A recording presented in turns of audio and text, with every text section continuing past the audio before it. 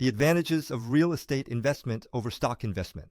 You definitely need to watch this today. I will explain it in a way that is easy to understand, step by step, through various videos. So far, I have talked about the advantages of real estate investment. As shown in the thumbnail right now, I have also mentioned that real estate investment can be used to reduce various business incomes like general income, especially when you become a real estate professional. However, today it's not about these business or earned incomes. I will talk about what benefits can be gained solely from real estate investment and, in particular, why real estate investment is relatively better than stock investment. I hope there is no misunderstanding that stock investment is bad. It means that both have their relative advantages, and you should do both real estate and stock investments. Each has its own pros and cons, and soon I will also talk about the reasons why stocks can be better than real estate. So, to be precise, it would be like this. It would be good to see it as sharing opinions on why those who like stocks should also invest in real estate. In fact, that includes me as well, because personally, I have preferred stocks more.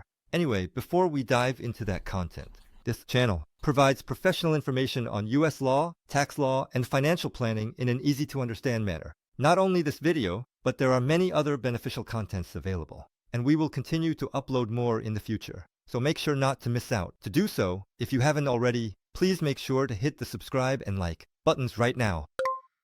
First, the facts. Let's say Mr. Hong Gildong invested in real estate, rental real estate. He bought a property worth $1 million, and we usually take out loans, right? You get a mortgage. You put in your own capital of $200,000 and get a mortgage loan of $800,000. So, let's say he bought a property worth $1 million. It's rental real estate. Then, you can look at it this way. Income from real estate investments can include rental income. It's rental income. Then you could say it's composed of capital gains when the asset value increases and you sell it. Let's assume this. You buy a property worth $1 million. Let's say it's an investment that generates rental income of $3,000 per month. Real estate is probably not that aggressive. Could potentially do even better, but anyway, that's the assumption. And the asset value, let's assume, it increases by 5% each year. This isn't a very aggressive estimate either. Let's see what happens then. Then Mr. Hong Gildong. Let's see what benefits there are. First, he made a leveraged investment. Earlier, we said 20% is his own capital and 80% is borrowed from the bank. So this means the return on investment from this asset, the asset value is increasing. How much did we say earlier? We said 5%. This 5% in terms of my actual investment becomes 5 times. It becomes 25%. For example, in Mr. Hong Gildong's investment, if a $1 million asset increased by 5%, it means the asset value increased by $50,000 after 1 year. So, in reality, since we're talking about leverage, how much of my own money was invested? $200,000 was invested. So, earning $50,000 on a $200,000 investment in 1 year means you earn 25% on your investment. Because 20 multiplied by 25% equals $50,000. So this can be considered the first advantage of leveraged investment. Of course, here, I will explain more later, but this excludes financial costs. This excludes the interest costs and other expenses I need to maintain for borrowing this $800,000. Now, the second point. This will be about the second topic, which is financial costs. When it comes to how we should cover these financial costs or finance costs, we cover it with rental income. The idea is to cover all financial costs with the rental income earned annually, but financial costs don't just refer to interest expenses. It includes things like property taxes. There will also be insurance costs that need to be covered for the property. So, earlier mentioned earning $3,000, right? Per month. That would be $36,000 annually. You'd have to cover it with this, right? And of course, interest rates are high recently. With rates at 6% or 7%, you might think this isn't enough, and you're right. It might be insufficient, but to make money, I'm assuming that I need to tighten my belt and work hard to endure and cover these gaps to achieve profits from real estate investments. So, while it's good to net income from rental earnings each year, the goal is to manage it as much as possible so that it doesn't fall short. That's how we plan to utilize it. Now, that was up to the second financial cost. Then the third point is this.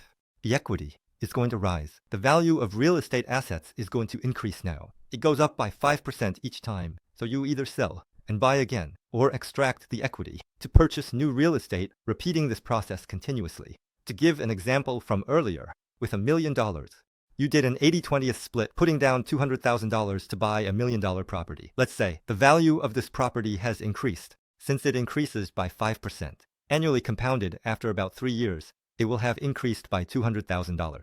Right? Then let's say it becomes $1.2 million. Then you take out $200,000 from this, extract it as equity, and since this is your $200,000, you use it to buy new real estate.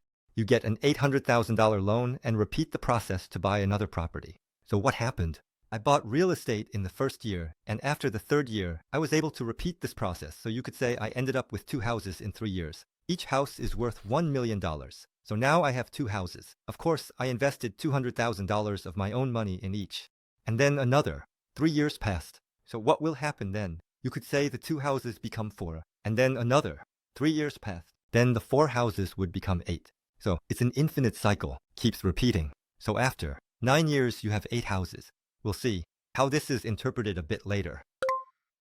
Then the fourth point is this. The advantage in this process is that you don't pay any taxes. There is the first rental income. As I mentioned earlier, the income from real estate investment is rental income and capital gains. Regarding rental income, of course, there are various costs associated with it, particularly as we discussed in previous videos, there's something called depreciation. What is depreciation? It means that the investment asset I invested in is expensed over its useful life, the period during which I generate income from that investment asset. For real estate, for instance, if it's worth $1 million, when it comes to depreciating it, especially with accelerated depreciation or cost segregation, these topics are being covered in the current lecture series, as indicated by the thumbnail. As discussed in those topics, because I can expense this investment asset quickly, I mentioned that I can create a sufficient amount of expenses to effectively make rental income tax-free. So it was about not paying taxes. Next, the same applies to capital gains. We won't be discussing further today. However, I mentioned that through 1031 exchanges, or by passing the asset to your children, in the future you can enjoy a step up in basis. A related introduction is currently being shown in the thumbnail of this video. Those who want to see more of this content can do so, and ultimately it means you can also make capital gains tax-free. It's about the possibility of making the income generated throughout the entire real estate investment process tax-free. So, looking back at this process, the question is what happened after repeating this process for 9 years. If you ask what the result was, there were 8 houses. They were houses worth $1 million each. And I invested $200,000 of my own money into each of these $1 million houses. So I ended up with assets worth $8 million in houses. And my own investment in these assets was $1.6 million. Let's say I sold these houses. I sold them all, although it's unlikely. If I assume I sold them, how much of my money would be left? I would have $1.6 million left. So, over 9 years, I initially invested $200,000 of my own money, and over 9 years, it turned into $1.6 million. Since it increased 8-fold over 9 years, the return on investment is the same. As mentioned earlier, it means it would result in a return of 25% or 26%. So, what this is about is, some of you might have heard of it. It's called BRRRR. There is a website that teaches and educates about real estate investment in the US. Currently, their YouTube channel has a lot of subscribers, and this term came from there. It's the concept I just mentioned. BRRRR stands for buy, rehab, rent, refinance, and repeat all over again. That's how it works. In the end, you buy. You first purchase a property at a low price.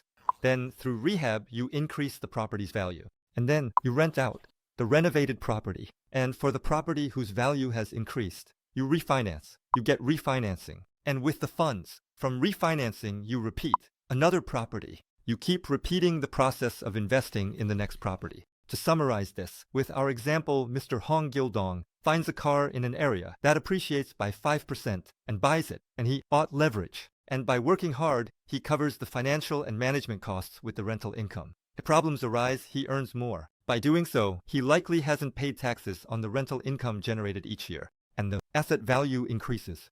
Additionally, he refinances the increased asset value or sells the asset to cash out and purchase new real estate. And of course, if he sells, he buys new real estate, so he doesn't pay capital gains tax due to the 1031 exchange. If you repeat this process indefinitely, the asset size increases at an incredible rate. You don't pay taxes. This was an introduction to the very powerful value that rental real estate investment can provide. Now, let's get back to our original title. We're going to compare it with stocks. The question is, why is real estate better than stocks? Let's take a look at this example. First, it's leveraged investment. Stocks appreciate leveraged investing. Can you? No, you can't. There are leveraged ETFs, but they are limited. And also, leveraged investment means buying additional assets using collateral, so it's certainly possible to use stocks as collateral, to borrow more money, to buy other stocks. So, while it's true that you can invest additionally with leveraged ETFs or using stocks as collateral, what's the downside when the stock value decreases? If the value of the stocks I buy as collateral decreases, or if the value of the leveraged ETF decreases, it means forced liquidation. It means that you either end up with worthless paper or have to sell immediately, resulting in an unwanted forced sale. So, it can be seen as very risky regarding market fluctuations. But what about real estate? In real estate, as long as you can hold on, it doesn't get forcibly liquidated. Leverage investing is quite common. Unlike with stocks, it's our mortgage when you take out a loan for real estate investment. And furthermore, these financial costs can naturally be treated as expenses. In that regard, through this kind of leverage investment, we saw in previous examples that the income earned from the actual investment capital is multiplied by the income yield of the investment asset, and the leverage ratio, which significantly boosts the actual return rate. And this is a benefit that is difficult to achieve with stocks. Now, the second point is, in the case of stocks, is it common to have dividend income similar to rental income from real estate? That's not the case. Of course, there are dividend stocks, but they are not common. Also, when we talk about rental income, if we say the rental income is a certain percentage, it's based on the leveraged investment amount, so it would be quite high. Additionally, with this rental income, you can cover the financial costs you need to bear for leverage, whereas in stocks, this is not a commonly applicable method. That's something to consider. The third important thing is the aspect of tax deferral. Previously, with real estate, both rental income and capital gains were tax exempt. But what about stocks? There's nothing like that. There are no provisions for deferring capital gains tax or tax-exempt dividends, which makes it clear that real estate investment has advantages as an investment asset. By utilizing these benefits, of course, there are limitations here. In the previous example, did you consider about 4%? For rental income, it was 3 to 4%. And if the increasing value is 5%, it means that the actual investment return on real estate, considering the rental income one earn and the increase, should be 9%. Furthermore, in the recent high interest rate environment, this is actually a negative. It can be a negative in terms of management.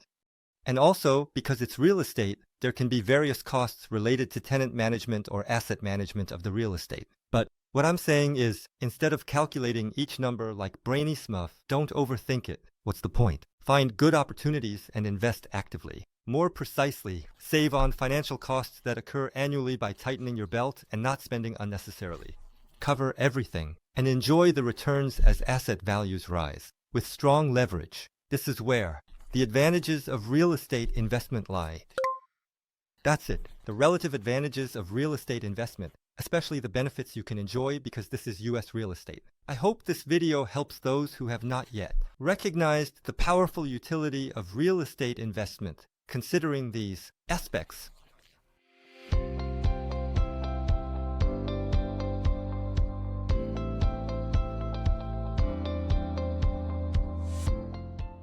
I hope today's content was helpful as well. I believe there are many people around you who need this kind of information.